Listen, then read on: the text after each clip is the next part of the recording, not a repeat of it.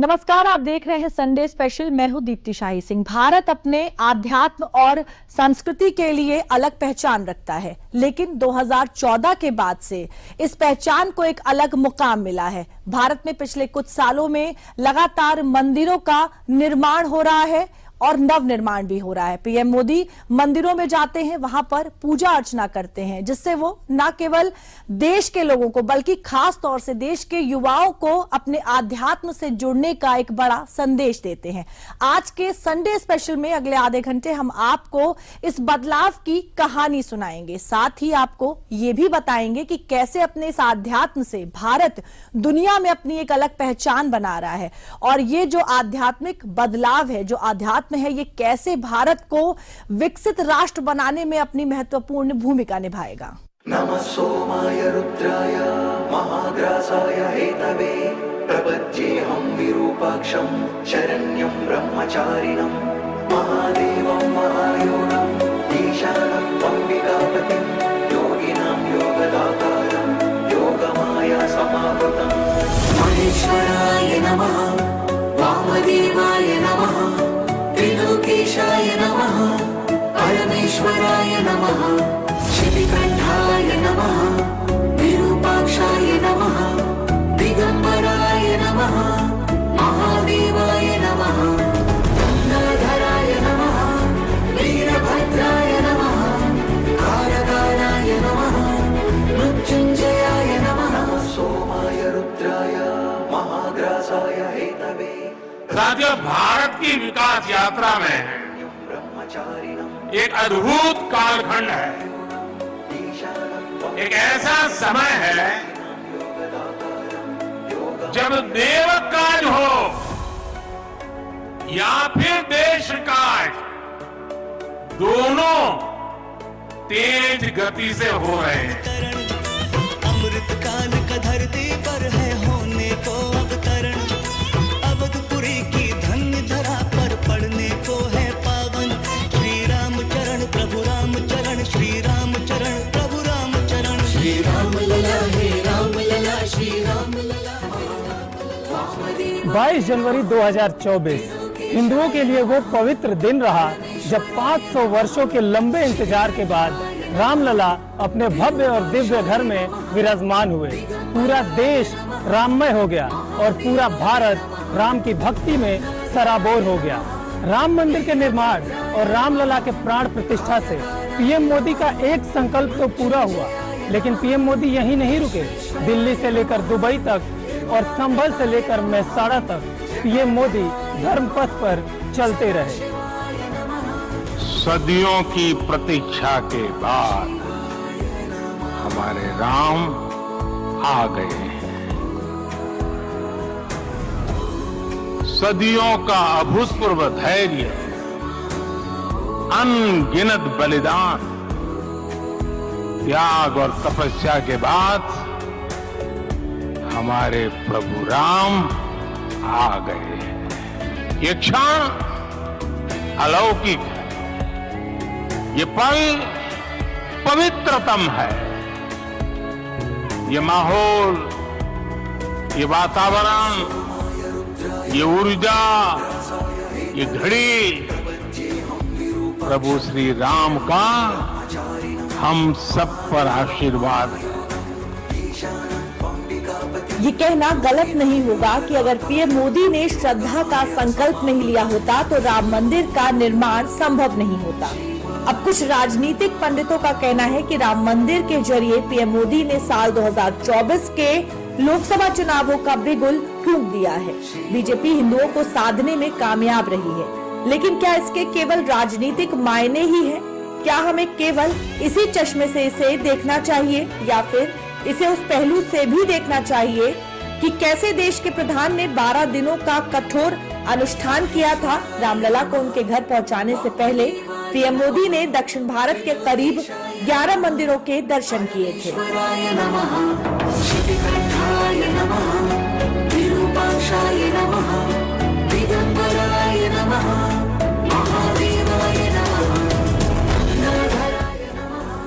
नासिक के काला राम मंदिर में पूजा, आंध्र प्रदेश के लेपाक्षी में वीरभद्र मंदिर में दर्शन, केरल के गुरुवयूर मंदिर में दर्शन, केरल के त्रिपयार में श्री रामा स्वामी के दिव्य निवास का दौरा, तमिलनाडु के श्री रंगनाथ स्वामी के पवित्र मंदिर में दर्शन पूजन, रामेश्वर में अरुलमिगु रामनाथ स्वामी के पवित्र निवास पहुंचे, भजन संध्या में शामिल हुए, धनुष कोडी के कुंडा रामा स्वामी मंदिर में दर्शन पूजन। अपने इस देवकाज के लिए पीएम मोदी सागर से सरयू तक गए। जहां जहां प्रभु श्री राम के चरण पड़े, वहां वहां पीएम मोदी ने शीश नवाया। कठिन तप में प्राण प्रतिष्ठा से पहले पीएम मोदी ने भोजन और बिस्तर दोनों त्यागे। किसी भी देश के प्रधानमंत्री का ऐसा रूप, ऐसा तप शायद ही कभी किसी ने देखा हो।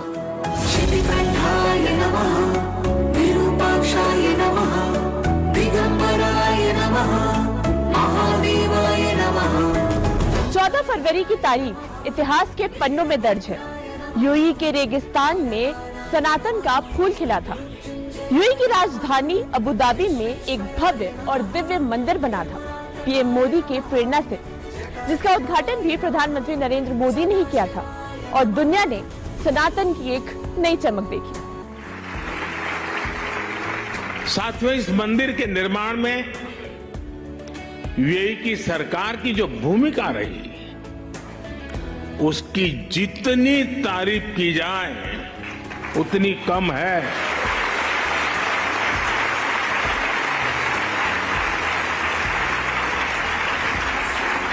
लेकिन इस भव्य मंदिर का स्वप्न साकार करने में अगर सबसे बड़ा सहयोग किसी का है तो मेरे brother his highness Sheikh Mohammed bin Zayed का है।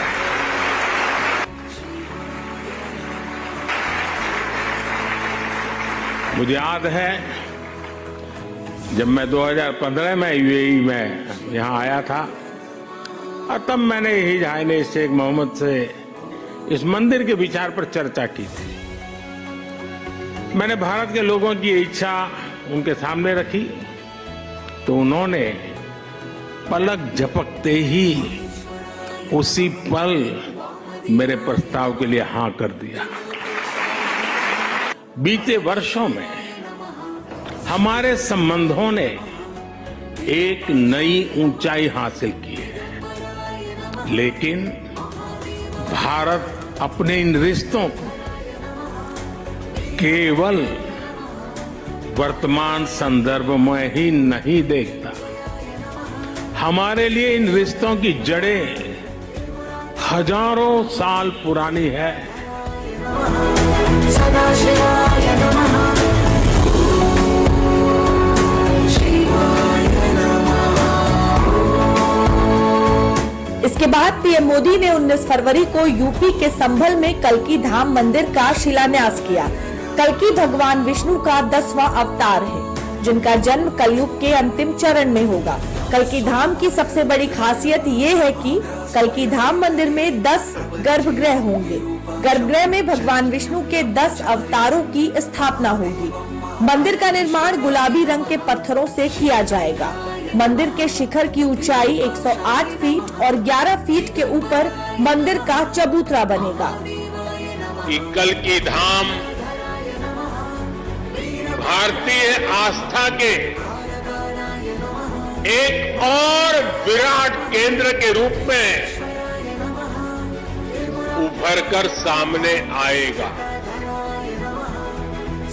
कई ऐसे अच्छे काम हैं जो कुछ लोग मेरे लिए ही छोड़ करके चले गए हैं, और आगे भी जितने अच्छे काम रह गए हैं ना, उसके लिए बस ये संतों का, जनता जनार्दन का आशीर्वाद बना रहे, उसे भी पूरे करेंगे।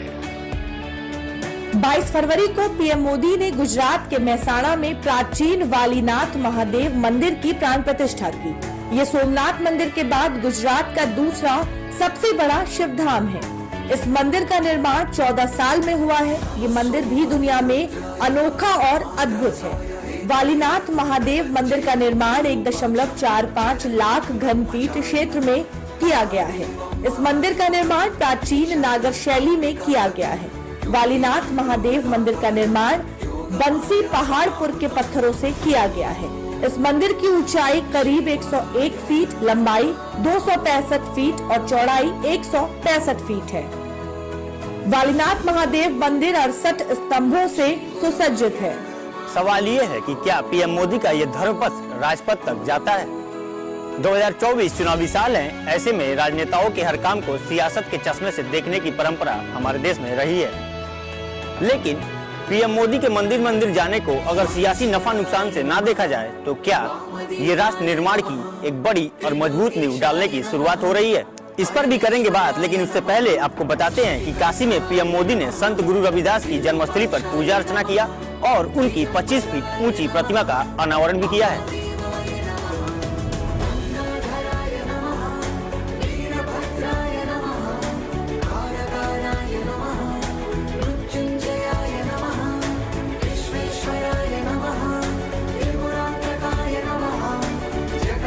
साथियों, भारत का इतिहास रहा है, जब भी देश को जरूरत हुई है, कोई न कोई संत, ऋषि, महान विभूति भारत में जन्म लेते हैं। रविदास जी तो उस भक्ति आंदोलन के महान संत थे, जिसने कमजोर और विभाजित हो चुके भारत को नई ऊर्जा दी थी। रविदास जी ने समाज को आजादी का महत्व भी बताया था और सामाजिक विभाजन को भी पाटने का काम किया।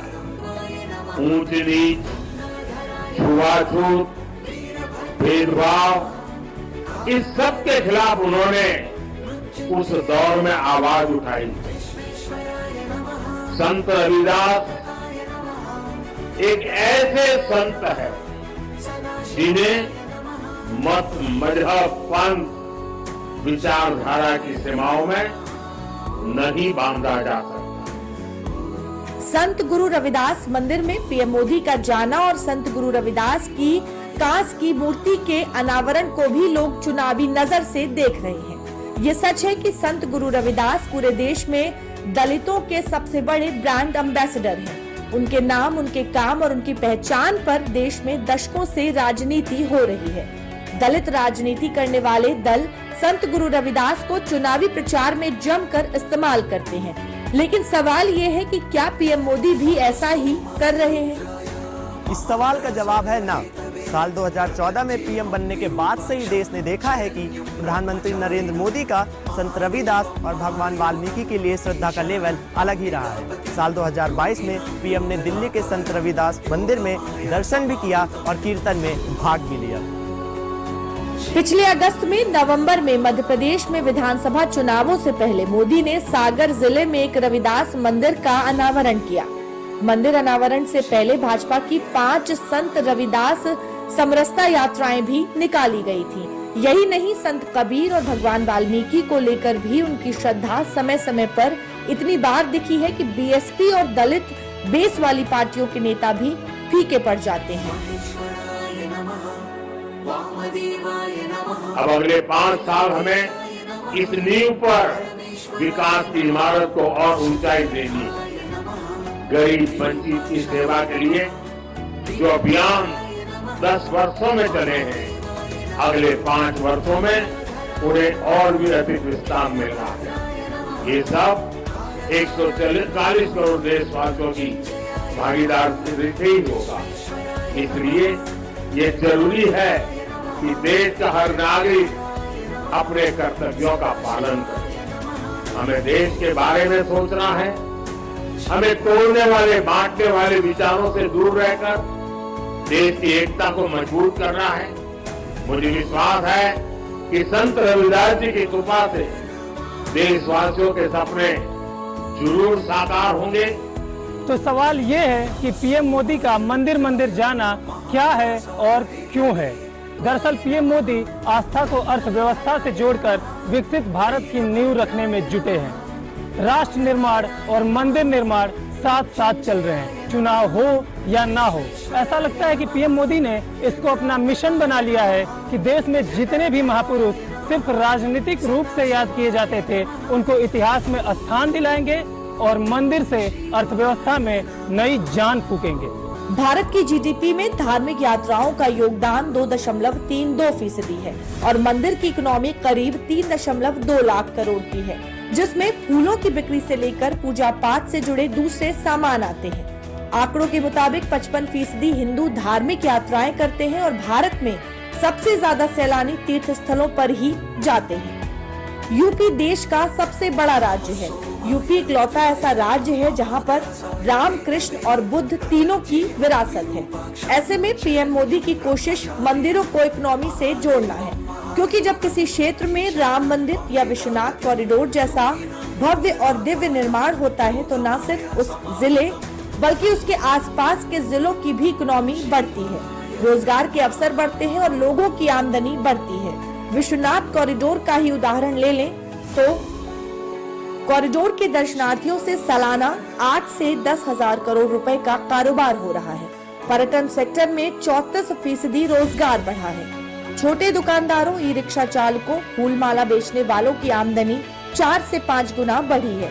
काशी में छोटे पंडितों, पुरोहितों की आमदनी 4 से 5 गुना बढ़ी है। जीएसटी से सरकार की कमाई बढ़ी है। कोरोना काल के बाद काशी का पर्यटन उद्योग पहले से बेहतर हुआ है। काशी में जब कोई श्रद्धालु जाता है तो वो वहाँ सिर्फ दर्शन करके नहीं लौटता, बल्कि पूजा पाठ के लिए फूल प्रसाद खरीदता है, यातायात के साधन इस्तेमाल करता है, रुकने के लिए होटल धर्मशाला को पैसे देता है, घाटों को घूमता है, वहाँ भोजन नाश्ते पर पैसा खर्च करता है, वहाँ के लोकल प्रोडक्ट्स को खरीदता है। इससे इकोनॉमी में चारों ओर से बूस्ट मिलता है। जो काशी के साथ पिछले कुछ वर्षों से हो रहा है, अब वही अयोध्या के साथ भी देखने को मिल रहा है। यूपी सरकार को वित्त वर्ष 2025 में 20 से 25 हजार करोड़ की अतिरिक्त कमाई हो सकती है। रिपोर्ट में दावा किया गया है 2022 की तुलना में 2024 में यूपी में पर्यटकों द्वारा किया जा रहा खर्च करीब 2 गुना हो सकता है। घरेलू और विदेशी पर्यटकों का यूपी में खर्च 4 लाख करोड़ रुपए के आंकड़े को पार कर सकता है। देश को 5 ट्रिलियन इकोनॉमी वाला बनाने में यूपी की बड़ी भूमिका होगी। ब्रोकरेज फर्म जेफरीज के मुताबिक अयोध्या आने वाले श्रद्धालुओं की संख्या हर साल 5 करोड़ के पार रहेगी। अकेले टूरिज्म क्षेत्र में अगले 5 साल तक 8 लाख नौकरियां बनेंगी। अयोध्या में आध्यात्मिक, पर्यटन, हेल्थ सेवा समेत 8 सेक्टर में 8 लाख नई नौकरियां बनेंगी। राम आग नहीं है, राम ऊर्जा है। राम विवाद नहीं, राम समाधान है।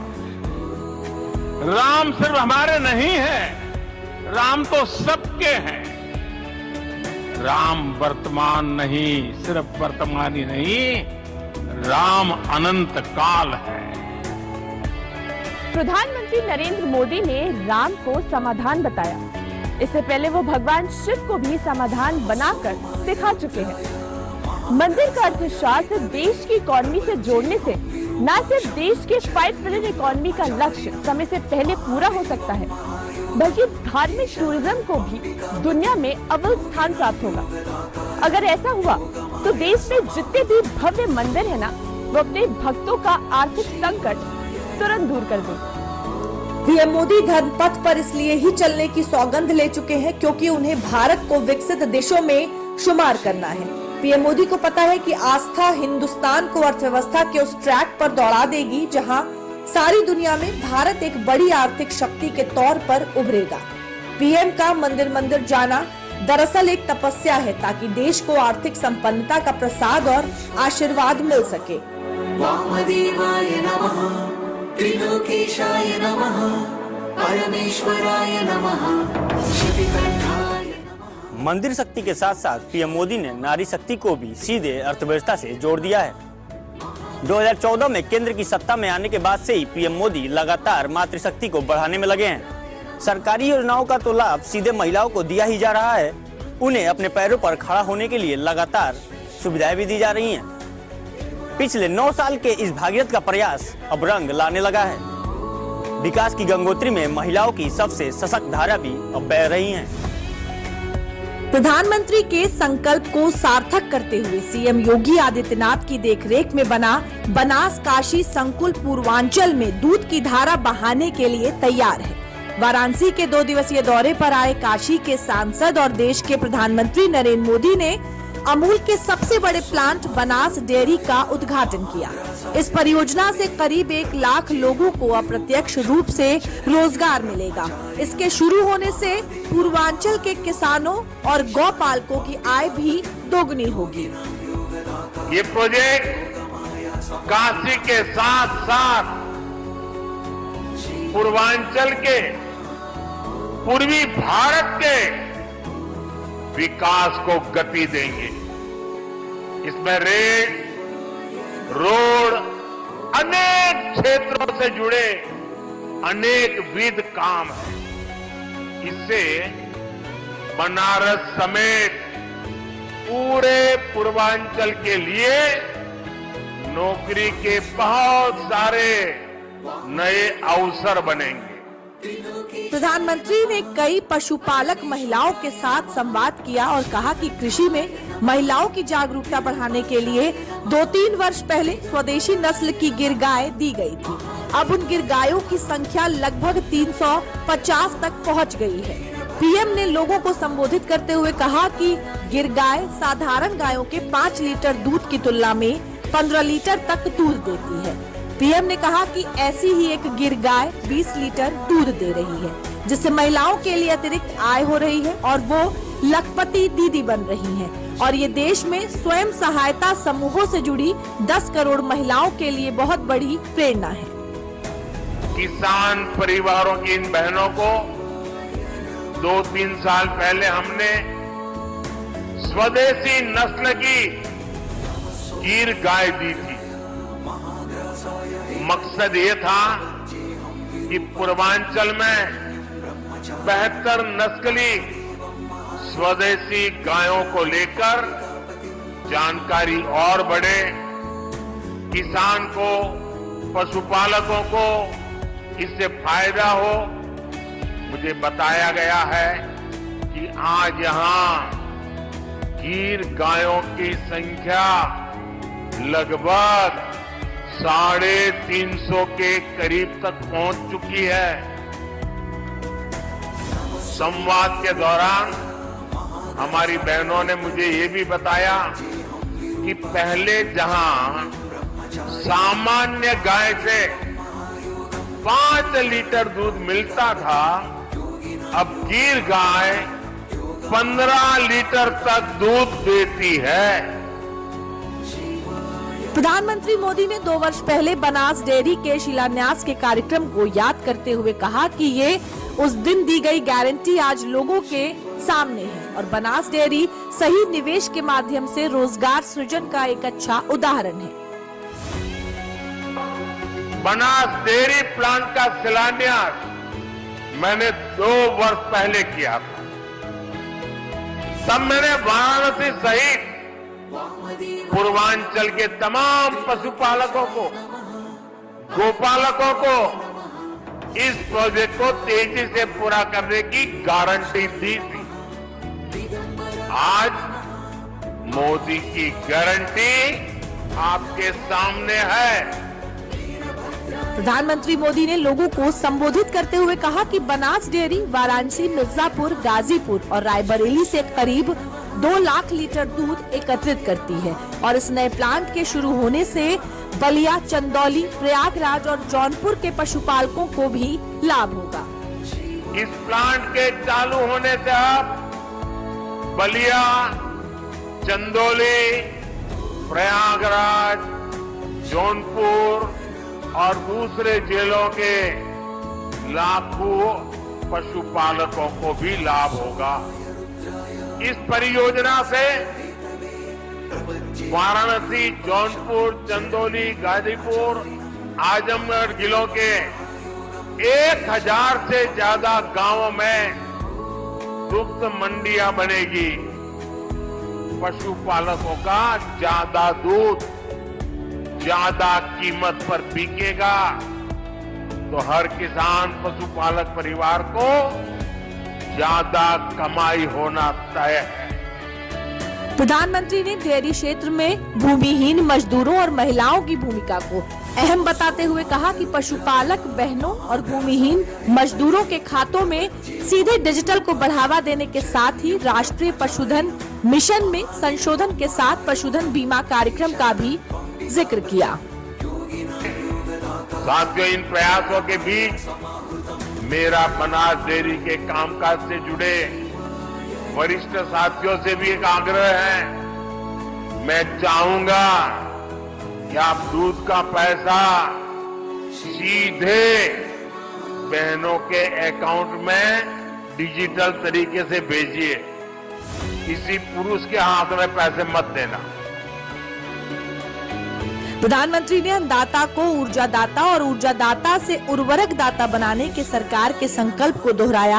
उन्होंने कहा कि किसान और पशुपालक सरकार की सबसे बड़ी प्राथमिकता है और देशवासियों के आत्मनिर्भर भारत का सपना तभी साकार होगा जब देश में छोटी संभावनाओं को पुनर्जीवित किया जाएगा और छोटे किसानों, पशुपालकों, शिल्पकारों और छोटे और मध्यम उद्योगों को सहायता प्रदान की जाएगी। तो भारत में आध्यात्मिक बदलाव की बयार चल पड़ी है और इसमें बहुत बड़ा जो प्रयास है वो पीएम मोदी का है। भारत भी अपनी प्राचीन सांस्कृतिक धरोहर को साथ लेकर चलता हुआ देश के अन्य विकसित राष्ट्रों की तरह आगे बढ़ रहा है और साथ ही अपनी गौरव गाथा को भी और मजबूत बना रहा है। आज के संडे स्पेशल में मेरे साथ बस इतना ही।